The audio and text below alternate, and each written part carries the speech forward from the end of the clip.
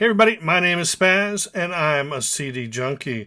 On this episode of CD Junkie, I'm going to talk about one of the most famous power pop bands of all time. That's right, I'm going to talk about the Knack. Now, when people come up to me and they ask me, well, SPAZ, what is power pop? My definition of power pop is a lot wider than a lot of other people. You know, it sort of goes beyond just the two guitar, bass, and drum.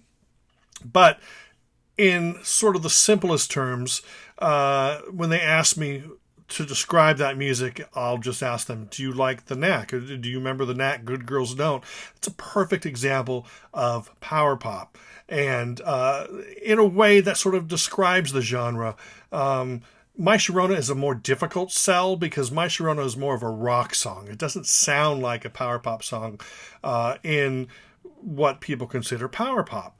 It's a great song nonetheless, and it you know, people still remember it today just by the opening drum beat. But by most people's definition, that might not be the best example of a power pop song. But of course, the Knack came out. I learned about it in the same way everybody else did with My Sharona, with Good Girls Don't, and with the debut album. And unfortunately, after that debut album, because of many issues that you can search for on the internet, their success with each release just started declining. And which was sad because they were still a great band. They were just in many ways misunderstood. But let's talk about the Knack. Let's talk about the first album, 1979. Get the Knack. Boy, that was a big album. This came out, and of course, My Sharona is on it. Good Girls Don't is on it. Your Number, Your Name, Let Me Out. There's a lot of great songs on this. This is actually the remaster with bonus tracks. But yes, this is a fantastic power pop album. Now, the cover itself just got ragged on because people said it was too much like the Beatles. And, you know, when I saw that, of course, maybe that's what went through my head too. But it's not, you know, I mean, they were comparing it to, like, you know, let's say Meet the Beatles or With the Beatles, depending on which country you're from. And I have to say, this album here by the Romantics is more Meet the Beatles or With the Beatles. It even has them in the same order. You know, the rhythm guitar player, the lead guitar player, the bassist, and the drummer. And so if you go back and look at With the Beatles or Meet the Beatles, that's what you're going to see. But Get the Knack, fantastic album. Sold millions. I was going to say billions, but it just seems like billions. But this was a huge record. And of course, within months, within I think less than a year, out came their second album. You know, I read stories that they were actually going to record a double album as their debut, and judging by the sound of this album, it sounds like they're definitely from the same sessions, or at least they were written around the same time. Now, a lot of people say this is a weak album compared to Get the Knack. I actually prefer this album. Came out in 1980. It's called But the Little Girls Understand. I listen to this album more than I listen to Get the Knack. Am I saying it's a better album? No, I'm saying I like it more. The only drawback on this is there's a song called Baby Talks Dirty, which is the first single, and it's basically a rewrite of My Sharona. This, I thought, was a fantastic album. Far more dynamics to it in terms of, you know, slower songs and more interesting arrangements. And, you know, if you put both those albums together, I think that they would have made one hell of a fantastic 2-record set.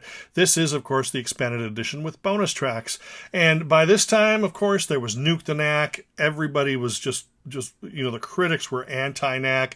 Fans, I'm surprised that they didn't have the whole burning stacks of Knack albums, you know, because everybody just seemed to be so against the Knack.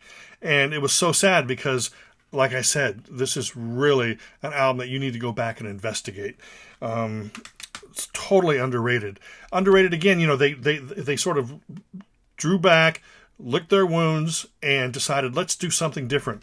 And I really think that this is a fantastic record. Round Trip came out in 1981, and again, it did not do that well. But this is a very brave, very bold album, very Knack. It's got all the great elements that made the first two albums fantastic. But then, you know, they add a little jazz to it, and just a lot of fantastic songs. And Another Lousy Day in Paradise is probably the equal or better than most stuff off the first two albums. But, you know, there's a lot of stuff on this album that people just didn't get. They wanted them to stay the same. Well, guess what? Get the Knack came out, and people loved it. But The Little Girls Understand came out, and people thought, they sound the same. I hate it. And then Round Trip came out, and then they said, they sound different. I hate it. I want them to sound the same. And, I mean, you just can't win. So by this time, the Knack just said, screw it. 1981, third album, and they said goodbye.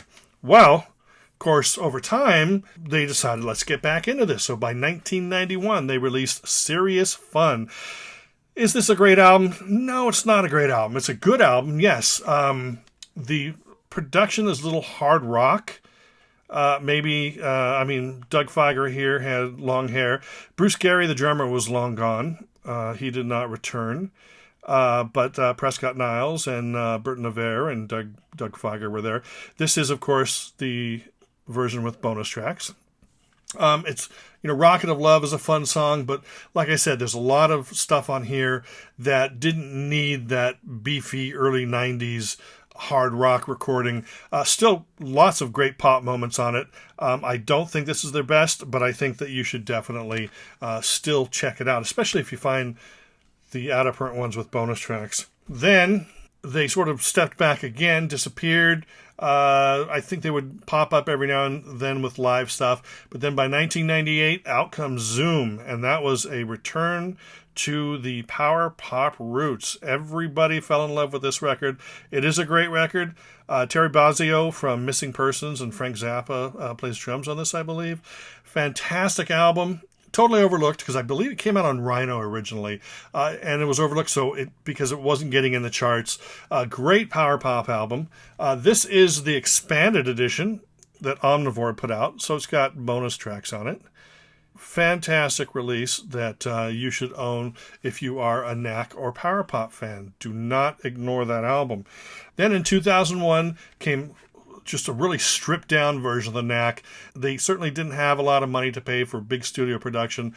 So Normal Is the Next Guy is really kind of an indie Knack album. Of course, Doug, Burton, and Prescott are still there. This is the Omnivore version. A lot of great songs on this. In fact, One Day at a Time from the Serious Fun album, they redo it on this album. And there are a lot of really great songs on this. It's not as punchy and shimmering as Zoom or anything before. It's basically a band just having fun in the studio, just saying, okay, we're the Knack, but here's our songs, but not really trying to be power pop. They're just trying to be a good band, and in that way, the album was successful. But 2 years after that came Resume, which basically they took the Zoom album and they added a few bonus tracks to it. Well, those two bonus tracks down here, they are not the same bonus tracks, I believe, that are on the Omnivore thing. So you're going to need to get this in your collection as well. Now, there was a live album that came out. There's been a few various compilation albums that have come out. Doug Fieger passed away in 2010, which sadly put an end to the Knack as a recording unit. But they did release this, Rock and Roll is Good for You, the Fieger Aver demos. And this came out in 2012. This consists of recordings recorded between 1973 and 75. Only two of the songs ended up making Knack albums. I think Good Girls Don't, and That's What the Little Girls Do. But surprisingly enough, for 1973 and 75 recordings, this really sounds like they already had the Knack sound together. They already knew what they wanted to do, and I could only think that maybe they were influenced by Badfinger and Raspberries and stuff, and that's the kind of music that they wanted to make. It just took them another 4 to 6 years to put out Get the Knack. So that is the final Knack release. And now, like I told you before, there's been various compilations. I would suggest the album Proof if you don't have any KNACK CDs and you want to buy something. But the last thing I want to show you is in 1999, Doug Fieger released a solo album.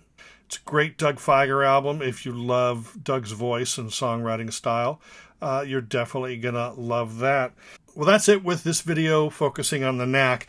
I'm still going to stand by But the Little Girls Understand and Round Trip as my two favorite Knack albums, but I really love them all, and I love having them in my collection. But that's all. I hope you enjoyed this video, and I hope you come back for more. Until the next time, my name is Spaz, and I'm a CD junkie.